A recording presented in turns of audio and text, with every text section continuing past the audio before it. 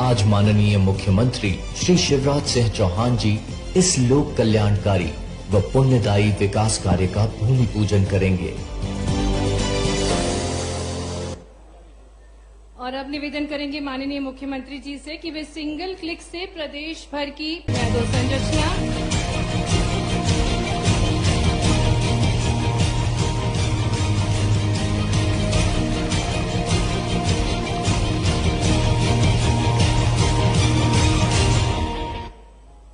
बहुत बहुत धन्यवाद माननीय मुख्यमंत्री जी। और अब हम निवेदन करेंगे महाकाल बाबा के परम भक्त परम सेवक हमारे यशस्वी मुख्यमंत्री जी से उद्बोधन के लिए।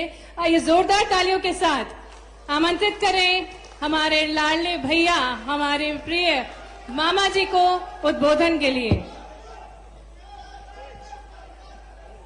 उधर बोलना है। चलो आपकी मान जाता हूं।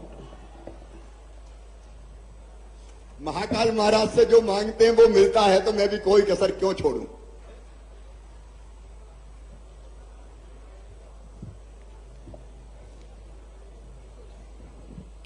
बोलिए महाकाल महाराज की, भारत माता की, उज्जैन और आसपास की जनता की, मेरी लाडली बहनाओं की, प्यारे भाइयों की और भांजे भांजियों की। मैं सरकार नहीं चलाता, मैं परिवार चलाता हूं। परिवार और मेरे परिवार के भाई बहन यहां सब बैठे हैं इस कार्यक्रम में उपस्थित। मध्य प्रदेश के उच्च शिक्षा मंत्री आदरणीय श्रीमान मोहन यादव जी, वो यहां के लोकप्रिय जनप्रतिनिधि भी हैं। हमारे सूक्ष्म लघु और मध्यम विभाग के उद्योग विभाग के मंत्री, आज कई योजनाओं का क्लस्टर्स का भूमि पूजन हो रहा है। भाई ओम प्रकाश सकलेचा जी, हमारे यशस्वी सांसद गडकरी जी ने कहा था जितने वजन घटाओगे उतने पैसे दूंगा सड़क के लिए, तो वजन ज्यादा घटा लिया कुछ। भाई अनिल जी फिरोजिया, हमारे वरिष्ठ नेता और लोकप्रिय विधायक भाई पारस जैन जी, महिदपुर के हमारे विधायक बहादुर सिंह जी, भाई श्याम मलसल जी, आदरणीय सुल्तान सिंह शेखावत जी, भाई बहादुर सिंह बोरमुंडला जी ग्रामीण के अध्यक्ष, हमारे दोनों उम्मीदवार सतीश मालवी घटिया से, ताराचंद गोयल तराना से, विवेक जोशी जी, सुरेश आर्य जी, हमारे यशस्वी महापौर श्री मुकेश टटवाल जी, बहन कलावती जी, रमेश चंद शर्मा जी, हमारे सभी अधिकारी साथीगण, मेरी बहनों और भाइयों, आप सबको दोनों हाथ जोड़ के प्रणाम करता हूं। आप सबको नमस्कार करता हूं। उज्जैन में, और उज्जैन में नहीं, पूरे प्रदेश में और देश में महाकाल महाराज की कृपा बरसती है। आप सोचो, आज से 15 दिन पहले क्या हाल थे किसानों के। फसलें सूख रही थी, 1 महीने तक बारिश नहीं हुई थी। 1 महीने तक खेतों में दरारें पड़ रही थी, फसलें मुरझा गई थी, सूखना शुरू हो गई थी। और ऐसे में मुझे और कोई रास्ता नहीं दिखा सिवाय इसके कि शिवराज महाकाल महाराज की शरण में चले चल, वो ही इस संकट से बचाएंगे। और भावपूर्ण ढंग से आके हमने महाकाल महाराज की विद्वान पंडितों के साथ पूजा की। और मैं सच कह रहा हूं, ये उन्हीं की कृपा है कि भरपूर बरसात पूरे मध्य प्रदेश में हो गई। बांध खाली पड़े थे हमारे, पानी की बिजली बन नहीं रही थी। मैं सच कह रहा हूं, मैं मुख्यमंत्री होके भी स्वीकार कर रहा हूं कि ये पानी अगर नहीं गिरता तो अब तक हाहाकार मच जाता, हाहाकार। लेकिन महाकाल महाराज, आपकी कृपा सदैव हम पर बरसती है। ऐसे ही बरसाते रहना, सुख समृद्धि और रिद्धि सिद्धि हम हमारी जनता की जिंदगी में लाते रहना। क्योंकि जनता प्रसन्न तो अपनी भक्ति सच्ची और अपनी भक्ति पूरी है। मैं उनको बारंबार मध्य प्रदेश की 9 करोड़ जनता की ओर से प्रणाम कर रहा हूं। और आज जो हमने भूमि पूजन किया है अपनी इस पावन नगरी में, महाकाल महाराज की नगरी, अद्भुत अवंतिका, मैं क्या बात करूं। मेरा रोम रोम उज्जैन का नाम लेते ही पुलकित हो जाता है। ये धर्म का, अध्यात्म का, साधना का, तपस्या का एक बड़ा केंद्र है, अद्भुत केंद्र। और इसलिए मैं जब भी यहां आता हूं सदैव भक्ति भाव से आता हूं और एक संकल्प और व्यक्त करता हूं, महाकाल महाराज की कृपा बनी रहे, क्योंकि करने वाले वो हैं, हम निमित्त हैं। लेकिन निमित्त बन के भी मैं कह रहा हूं, उज्जैन में अभी जो काम हो रहे हैं, और तैयार रहना भैया, मोहन जी, पारस जी, अनिल जी, अभी और आऊंगा, मेयर साहब, और भूमि पूजन करूंगा, चिंता मत करो। विकास के काम लगातार होते रहेंगे, यहां रुकेंगे नहीं। आज ही 500 करोड़ से ज्यादा रुपए के हो रहे हैं, 500 करोड़ से ज्यादा रुपए के। कांग्रेस के जमाने में कमलनाथ जी से कोई 25-50 हजार का काम भी मांग लो तो वो रोते ही रहते थे, कहते थे मैं क्या करूं, मेरे पास पैसे ही नहीं है, मामा खजाना खाली कर गया। अरे उनका मामा नहीं, औरंगजेब हो गया जो खजाना घर ले गया। वो रोते ही रहते थे, मेरे पास कुछ नहीं है। मैं महाकाल महाराज की कृपा जो हम पर बरसती है उसके आधार पर कह रहा हूं, हमारे पास पैसे की कोई कमी नहीं है, महाकाल महाराज की कृपा बरसती है।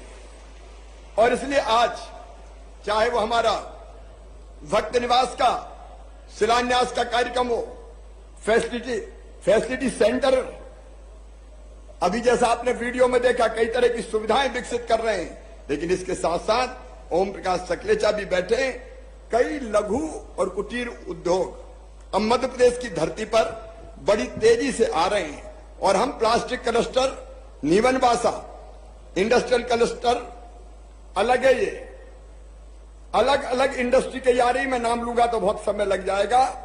इन सब इंडस्ट्रीज में भी काम प्रारंभ होगा, उद्योग लगेंगे और बच्चों को उसका लाभ मिलेगा रोजगार के रूप में।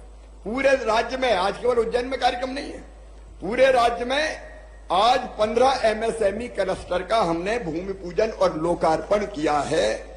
552 उद्योग इकट्ठे, आज 552 उद्योग लगने वाले हैं और 552 उद्योगों में छोटे ही उद्योग हैं। 28,300 बच्चों को रोजगार मिलेगा। ये रोजगार देने का भी कार्यक्रम है। और राज्य स्तर पे 1,708 इकाइयां जो बन गई है उनका लोकार्पण हुआ है और उसमें भी लगभग 16,375 बच्चों को रोजगार मिलेगा। 307 इकाइयों का राज्य स्तर पर भूमि पूजन है, उसमें भी 6,310 लोगों को रोजगार मिलेगा। उज्जैन में भी ये अध्यात्म का केंद्र तो है ही, लेकिन अब उद्योगों का केंद्र फिर उज्जैन बनने जा रहा है। एक के बाद एक अनेकों नए उद्योग महाकाल महाराज की कृपा से विक्रम उद्योगपुरी में और अन्य स्थानों पर लगातार चले आ रहे हैं। और देखो महाकाल महाराज की कृपा तो देखो, रोज 1.5 लाख भक्त आ रहे हैं, शनिवार और इतवार को 3 लाख हो जाते हैं। और अकेले सावन के महीने में कितने भक्त आए भाई? 2.25 करोड़। अकेले सावन पे 2.25 करोड़ लोग आए और महाकाल महाराज की पूजा करके गए। और ये 2.25 करोड़ आते हैं तो महाकाल महाराज की पूजा तो करते ही हैं, लेकिन आपको पता है उज्जैन की पूरी अर्थव्यवस्था को बदल कर रख दिया है। पूरी अर्थव्यवस्था उज्जैन में होटलों में जगह नहीं है, नए नए रिसोर्ट बन रहे हैं, घरों में ही होटल के कमरे बना लो भैया। श्रद्धालु आए तो खूब भोजन भी कराओ और अपनी आमदनी भी बढ़ाओ। 3,000 करोड़ रुपया उज्जैन में अतिरिक्त आने वाला है। 3,000 करोड़ रुपया। होटल, रेस्टोरेंट, चाय, नाश्ता, भोजन, फूल, प्रसाद, सारी चीजें बिक रही है जैसे महाकाल महाराज की कृपा बरस रही है उज्जैन पर।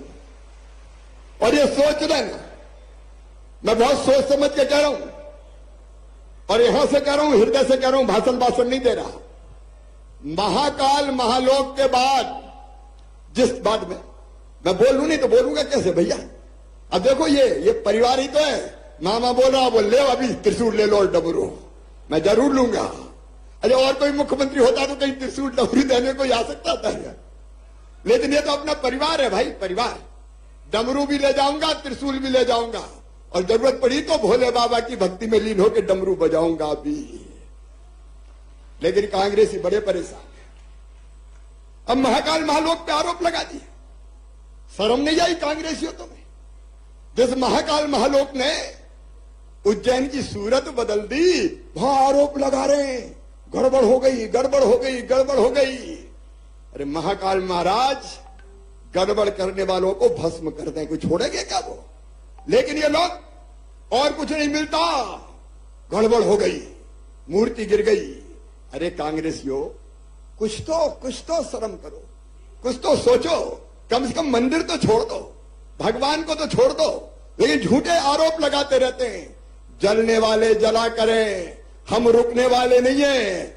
महाकाल महालोक के दूसरे चरण का भी लोकार्पण होगा, धूमधाम से होगा मेरे बहनों।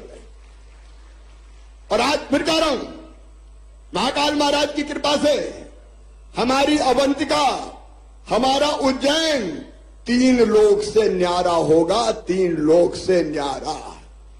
जरा जोर से ताली बजाओ, महाकाल महाराज को प्रसन्न करो।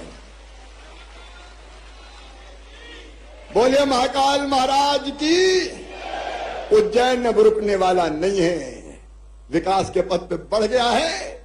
आप देखना, ऐसे वैभव से संपन्न होगा अपना उज्जैन, वैभव से संपन्न होगा, कोई दरिद्र नहीं रहेगा। यहां मैं सच कह रहा हूं, मैं यहां से कह रहा हूं। इतने काम धंधे चालू हो रहे हैं। और कल ही आदिगुरु शंकराचार्य जी महाराज पधार गए मानधाता पर्वत पर ओंकारेश्वर में, साक्षात जैसे उनकी भी कृपा बरसी हो। हम धर्म अध्यात्म के क्षेत्र में भी काम करेंगे, लेकिन जनता की सब समस्याओं का समाधान भी करेंगे। आज देखो कितनी बड़ी संख्या में मेरी बहनें बैठी है। बहनों, ये तुम्हारा दौर है, तुम्हारा दौर। जोर से ताली बजाओ। 33% रिजर्वेशन लोकसभा और विधानसभा में। एमएलए एमपी बैठे, सावधान रहना, कहीं रिजर्व हो गई तो वही लड़ेगी। लाडली बहना जैसी योजनाएं जो बहनों की जिंदगी बदल रही है। अरे बहनों, मुझे जरा दिल से बताना, अपन तो बात करते हैं। लाडली बहना योजना अच्छी है कि नहीं बताओ? ये पैसा नहीं दिया मैंने, मेरी बहनाओं, तुम्हारा सम्मान तुम्हें दिया है, तुम्हारा मान तुम्हें दिया है। छोटी छोटी चीज के लिए क्यों मेरी बहना हाथ फैलाए? 1500 की जरूरत पड़ गई तो गरीब बहना को, निम्न मध्यम वर्गीय बहना को हाथ फैलाने पड़ते थे। बच्चों के कपड़े खरीदना है, स्कूल की किताबें चाहिए, कोई खिलौना चाहिए। अरे मुझे ऐसी बहन मिली जिन्हें कहा, मामा हमने दुकान धंधा चालू कर दिया। मैंने कहा क्या कर दिया? तो एक बहन लगा रही है सब्जियों का ठेला। बोले अब तो मेरी रोज की आमदनी 100-150 रुपया हो गई। एक ने चाय की गुमटी खोली। एक बहन बोली मैंने बचा के सेकंड हैंड सिलाई की मशीन खरीद ली और अब सिलाई कर रही हूं और आमदनी बढ़ा रही हूं। ये केवल योजना नहीं है, ये आपकी जिंदगी बदलने का प्रयास है। और ध्यान रखना भैया, यहां रुकने वाला नहीं है। मैंने पहले ही कह दिया था, पैसे की जुगाड़ कर रहा हूं, जैसे जैसे होती जाएगी वैसे वैसे बढ़ाऊंगा। अब बढ़ा के कर दी 1250 रुपया हर महीना। मेरी बहनें भी बहुत हैं, कितना भाग्यशाली भाइयों हैं। 1,32,00,000 बहनें मेरी। इसके बाद भी कहीं रह गई, कह रही एक बार और खोल दो, हम तो रह गए। मैंने कहा रहे क्यों गए? बोले हमें लगा वैसे वैसे ही भरवा रहा हूं, कुछ मिलना जुलना थोड़ी है। लेकिन मेरी जो बहनें छूट गई है उनको भी नहीं छोड़ूंगा। मेरे लिए बहन बहन है, बहन की कोई जाति नहीं, कोई धर्म नहीं, सब मेरी बहन है। उनकी जिंदगी बदले ये हमारी कोशिश है। और 1,32,00,000 बहनों के खाते में 1,000 रुपया महीना भी डालते तो लगभग 15,000 करोड़ आते हैं। अब तो 1250 हो गए तो 16,000 करोड़।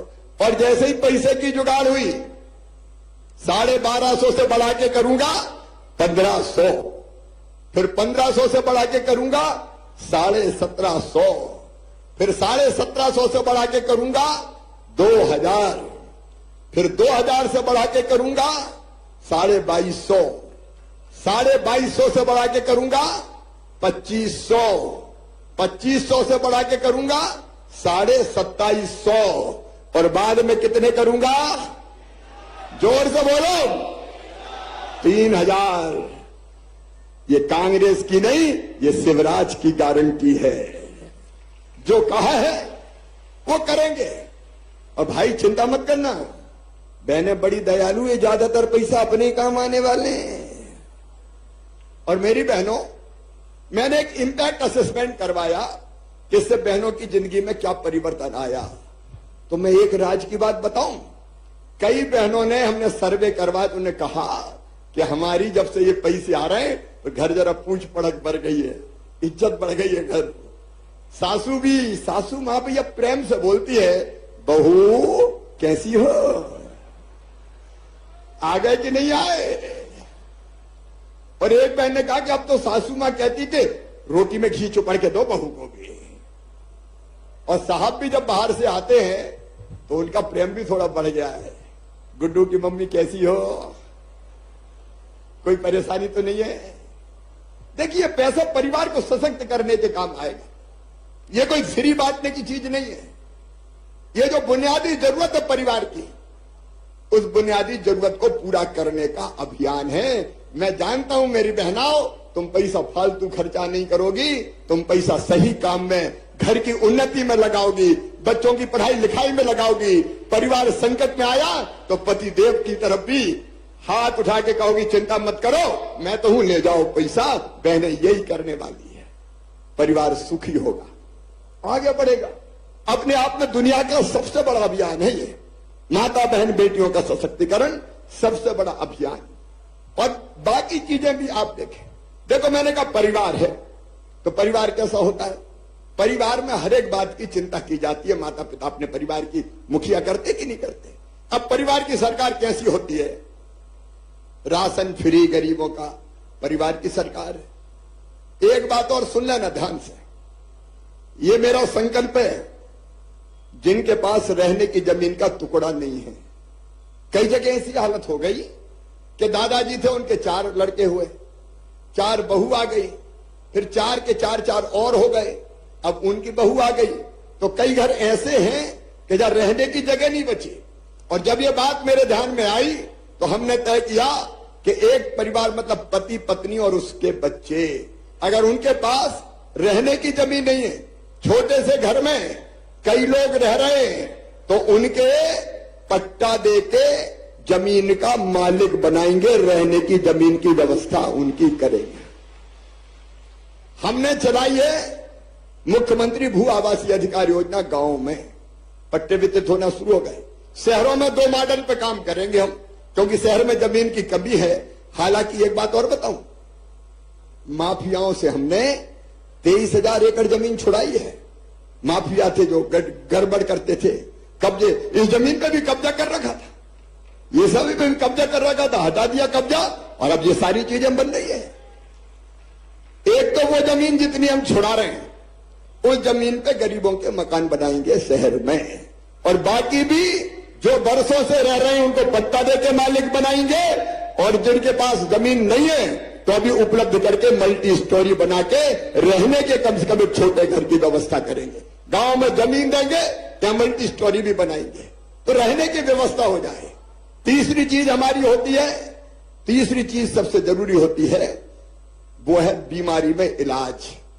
आयुष्मान भारत योजना, 5 लाख रुपए तक का इलाज निःशुल्क, मुख्यमंत्री स्वेच्छानुदान लगातार। और अभी आचार संहिता के पहले ही भाई एक कार्यक्रम के लिए और आना है, मेडिकल कॉलेज के लिए, तो मेडिकल कॉलेज का भी भूमि पूजन यहां पे करना है, ताकि संभागीय मुख्यालय पर मेडिकल कॉलेज की हो।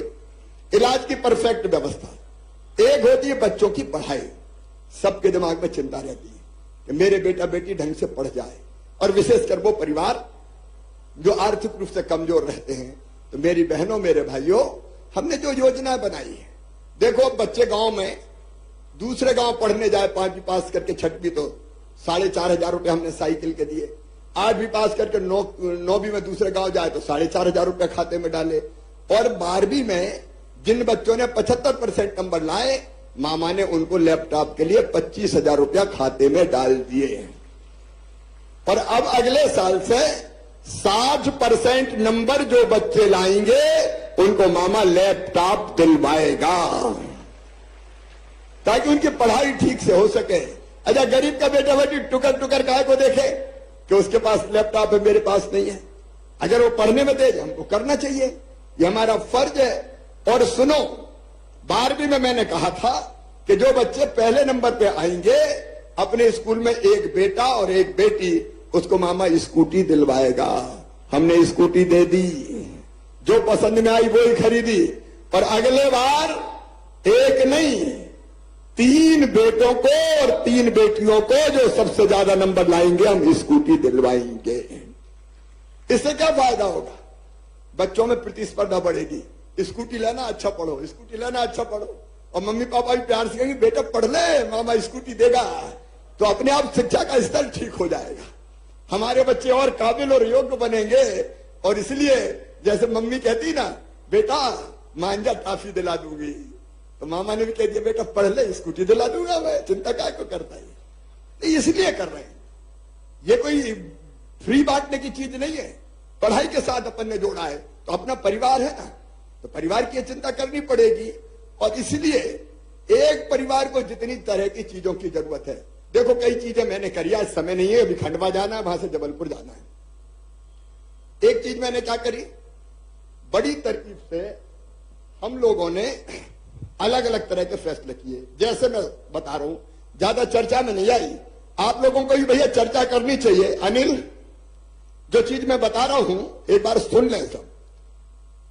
अभी तक मेडिकल कॉलेज की पढ़ाई में नीट की परीक्षा होती थी, और नीट की परीक्षा में जो बच्चे ज्यादा नंबर लाते थे उनको एडमिशन मिलता था। अब स्कूल 2 तरह के हैं, एक स्कूल है प्राइवेट जो ज्यादा फीस लेते हैं, वहां पढ़ाई थोड़ी अलग तरह की हो जाती है, और एक स्कूल है सरकारी जिसमें गरीब के किसान के बेटा बेटी जाते हैं। तो मैंने देखा प्राइवेट स्कूलों के बच्चे नीट में ज्यादा पास हो रहे हैं।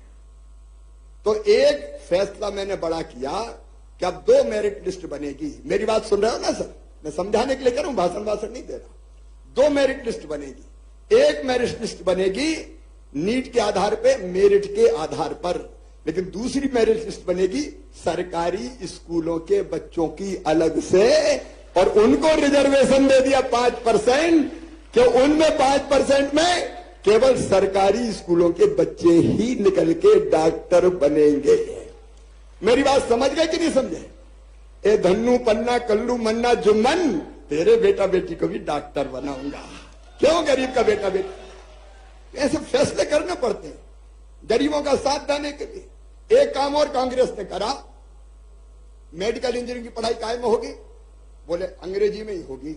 अब भैया गरीब आदमी का बेटा बेटी, गांव में पैदा हुआ किसान का बेटा बेटी, वो तो शुरू से अंग्रेजी जानते ही नहीं। एक बच्चे का मेडिकल कॉलेज में एडमिशन हुआ, 1 साल में पढ़ाई छोड़ दी।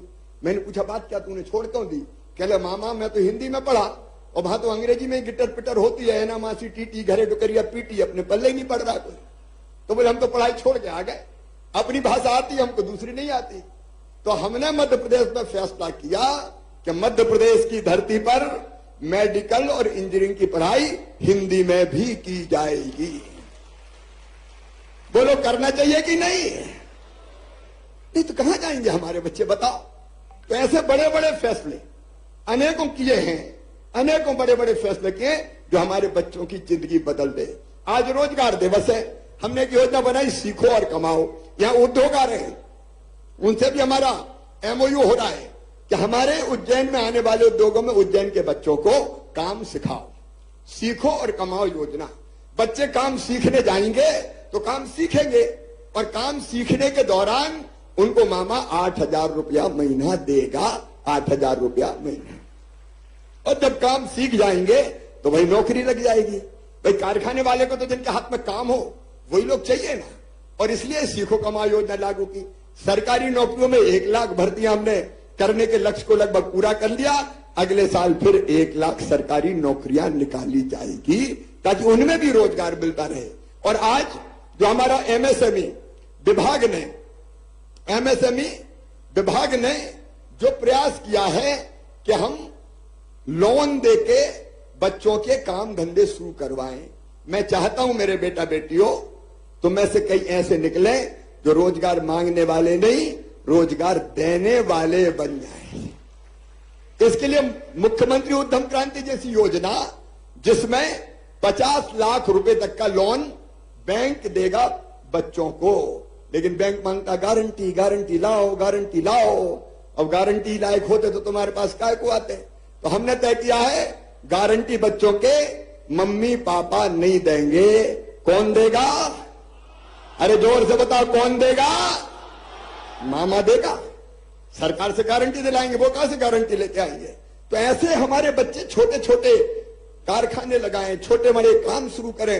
अरे धीरू भाई अंबानी भी तो 500 रुपये लेके आए थे बंबई, अब कहां से कहां पहुंच गए। तो बच्चे मेहनत करेंगे तो हमारे बच्चे भी आगे बढ़ेंगे।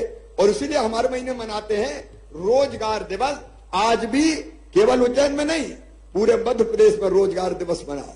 कई जगह लोग बैठे हैं और आज हम लगभग 3 लाख लोगों को रोजगार के लिए लोन उज्जैन से दिलवा रहे हैं, और पूरे मध्य प्रदेश के लिए, ताकि उनका काम धंधा फिर शुरू हो जाए। मेरे सभी बहनों और भाइयों, आप सब जानते हैं कि उज्जैन में भक्तों की संख्या बढ़ती जा रही है। यहां यूनिटी मॉल बनने वाला है 300 करोड़ रुपए की लागत से। यूनिटी मॉल में अपने स्व सहायता समूह के बनाए हुए सामान हम रखेंगे स्वदेशी, और उसकी ब्रांडिंग करेंगे, वो बिकेंगे तो माल बनाने वालों का फायदा उससे होगा। और बहुत जल्दी एक बहुत बड़े अन्य क्षेत्र का भी शुभारंभ शिलान्यास करने में उज्जैन आऊंगा, ताकि आने वाले भक्तों को ठीक भोजन की व्यवस्था हो सके। अन्य क्षेत्र, महाकाल महाराज की नगरी से कोई भूखा कैसे जा सकता है मेरे बहनों और भाइयों? कोई भूखा कैसे जा सकता है? और इसलिए हमारा जो काम है, भैया देखो मैं नेता वेता तो हूं नहीं, मन में एक ही साध है कि जब तक जान रहे अपने जनता की सेवा करता रहूं, उनकी जिंदगी बदलता रहूं। तो उस कोशिश में हम लोग लगे हैं, और उसके लिए आप सबका आशीर्वाद मिलता रहे, यही मेरी प्रार्थना है। बोलिए, आप सबका आशीर्वाद मिलेगा? पीछे तक बताओ, सबका आशीर्वाद मिलेगा? तो मुझे भी आशीर्वाद दे दो, दोनों हाथ ऊपर उठा के, और बोलिए महाकाल महाराज की। प्रधानमंत्री जी को भी आशीर्वाद दीजिए, भारतीय जनता पार्टी को आशीर्वाद दीजिए, ताकि हम बेहतर कामों को आगे बढ़ा सकें। एक बार फिर दोनों हाथ ऊपर उठाइए, दोनों मुट्ठी बांधिए, बोलिए भारत माता की, महाकाल महाराज की, उज्जैन की जनता की। बहुत बहुत धन्यवाद, प्रणाम, नमस्कार। बहुत बहुत धन्यवाद माननीय मुख्यमंत्री जी आपके अनुपम उपहार के लिए। और अब निवेदन करेंगे माननीय मुख्यमंत्री जी से कि वे रोजगार दिवस के अंतर्गत पात्र हितग्राहियों को हित लाभ वितरण करने की कृपा करें। आज माननीय मुख्यमंत्री जी उज्जैन की इस पवित्र धरा पर पधारे, आप सभी को संबोधित किया। राज्य स्तरीय रोजगार दिवस को संबोधित किया माननीय मुख्यमंत्री जी ने।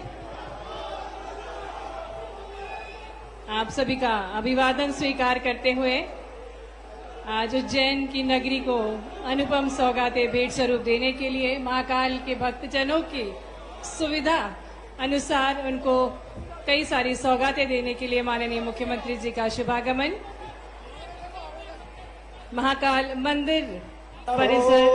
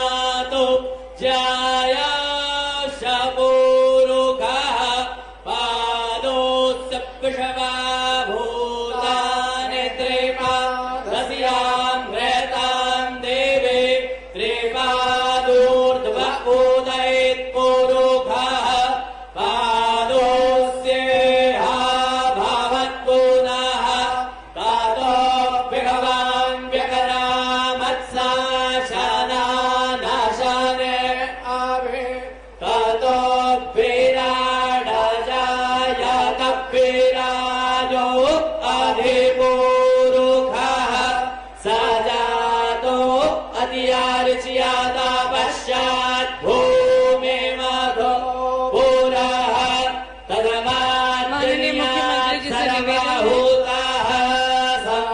है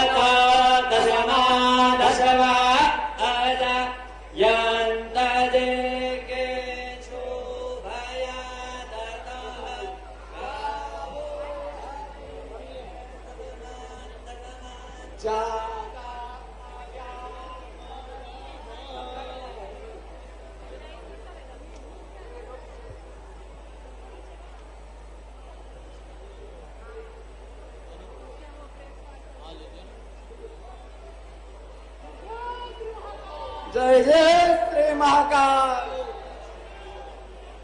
बोलो महाकाल महाराज की जय। हर सिद्धि मैया की जय। शिव नमो पार्वती पते। हर हर महादेव।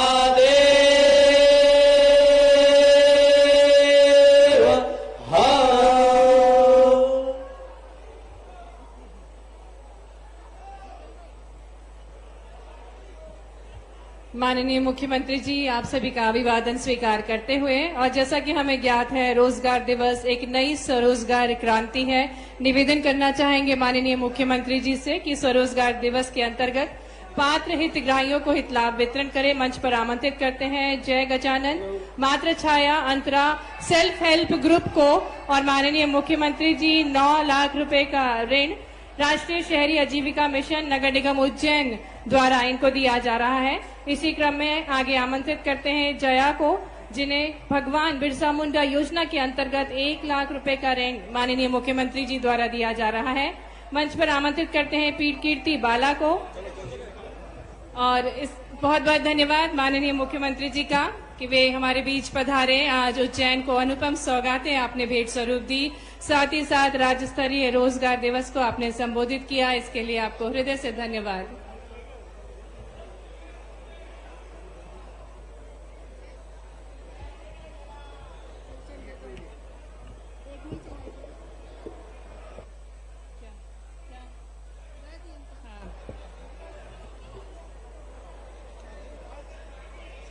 महाकाल के इस पवित्र नगरी पर माननीय मुख्यमंत्री जी द्वारा आज अनूठी सौगातें आपको भेंट स्वरूप प्राप्त हुई। खासकर भक्तजनों के लिए अनूठी सौगातों के साथ माननीय मुख्यमंत्री जी का शुभागमन हुआ।